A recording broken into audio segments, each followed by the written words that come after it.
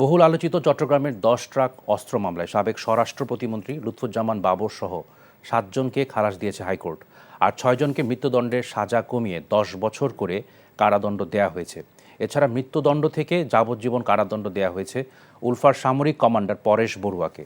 বুধবার বিচারপতি মোস্তফা জামান ইসলাম ও বিচারপতি নাসরিন আক্তারের দ্বৈত বেঞ্চ এ রায় দেন। হাসান জাবেদের রিপোর্ট। 2004 সাল চট্টগ্রামের সিইউএফএল ঘাট থেকে অস্ত্র ভর্তি 10 ট্রাক উদ্ধার করে আইনশৃঙ্খলা বাহিনী। দেশের ইতিহাসে সবচেয়ে বড় এই অস্ত্র চোরাচালানটি আসে সমুদ্রপথে চট্টগ্রাম ইউরিয়া ফার্টিলাইজার জেটিতে। উদ্ধার করা অস্ত্রের মধ্যে ছিল চীনের তৈরি রাইফেল, সেমি অটোমেটিক রাইফেল সহ বিপুল পরিমাণ বিস্ফোরক দ্রব্য। এমন ঘটনা দেশের গণ্ডি পেরিয়ে আন্তর্জাতিক অঙ্গনেও আলোড়ন তোলে। 2014 সালে এই ঘটনায় তৎকালীন স্বরাষ্ট্র প্রতিমন্ত্রী লুৎফুজ্জামান বাবর, জামায়াত নেতা মতিউর রহমান নিজামী সহ 14 আসামিকে অস্ত্র চোরাচালান মামলায় মৃত্যুদণ্ড এবং অস্ত্র আইনের আরেকটি মামলায় তাদেরকে যাবজ্জীবন কারাদণ্ড দেয় চট্টগ্রামের বিশেষ ট্রাইব্যুনাল। চলতি বছরের 6 নভেম্বর এ মামলার ডেথ রেফারেন্স ও আপিলের উপর শুনানি শুরু হয়।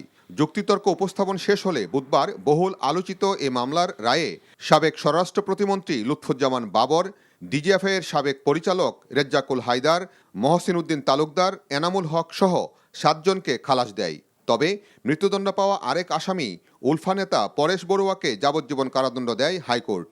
14 জনের ভিতরে 7 জনকে খালাস দিয়েছেন, 6 জনকে 10 বছরের সাজা দিয়েছেন এবং 1 জনকে যাবজ্জীবন সাজা দিয়েছেন।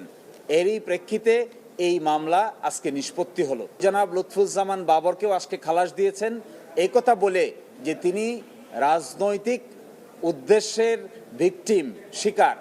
রায়ের পর খালাসপ্রাপ্ত আসামিদের আইনজীবীরা বলেন, বিচারিক আদালতে হস্তক্ষেপ করে বিগত সরকার যারা সম্পৃক্ত নয় তাদেরও মৃত্যুদণ্ড নিশ্চিত করে। যাদেরকে খালাস দিয়েছেন তাদের বিরুদ্ধেও কোনো সাক্ষী প্রমাণ পাওয়া যায়নি, আর যাদেরকে সাজা দিয়েছেন তাদেরকে যেহেতু আপনার ডেথ সেন্টেন্স কমিউট শুধু না, এটা মাত্র 10 বছরে এনে দিয়েছেন। বিচার যদি সঠিক না হয় তাইলে আইনের বিচার আছে এটা তো বলা যাবে না, আর আইনের বিচার যদি সমাজে না থাকে সমাজ থাকবে না। কাজে আমি আইনের ছাত্র হিসেবে এটুকু বলবো যে বিচার যেন সঠিক হয় এবং সাক্ষী প্রমাণের আলোকে যেন মামলার রায় হয়। এখানে সরকার পরিবর্তনের সাথে সাথে বিচারও যেন পরিবর্তন হয়ে না যায়। আলোচিত অস্ত্র চোরাচালান মামলায় অব্যাহতি পেলেও সাবেক স্বরাষ্ট্র প্রতিমন্ত্রী লুৎফুজ্জামান বাবর এখনই মুক্তি পাচ্ছেন না, কারণ একই ঘটনায় অন্য একটি মামলায় তার সাজা এখনও বহাল আছে। Hasan Javed, NTV news, Dhaka. ভালোবাসার প্রথম শর্ত বিশ্বাস, যেটা আমার প্রতি কখনোই তোমার ছিল না। আমি তোমাকে বিয়ে করতে চেয়েছিলাম। চেয়েছিলে আমার ইচ্ছেগুলোকে গলা টিপে হত্যা করার পর। নিলয়ের হঠাৎ এমন চেঞ্জ আমার ভালো লাগছে না। তোমার নিলয়কে নিয়ে টেনশন করতে হবে না। আমি ভুল মানুষকে ভালোবেসেছি। আপনি ডাক্তার? জি। কিসের ডাক্তার আপনি? মেডিসিন, গাইনি, অর্থোপেডিক নাকি সাইকোলজিস্ট?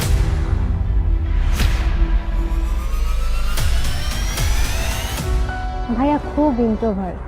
ভাইয়াকে নেশার জগৎ থেকে ফিরিয়ে আনতে হবে। আমার মনে হয় কি তোমার রেগুলার অফিসে বসা উচিত। সব তোকে সামলাতে হবে। এরকম কেস না দিন দিন বেড়েই চলেছে।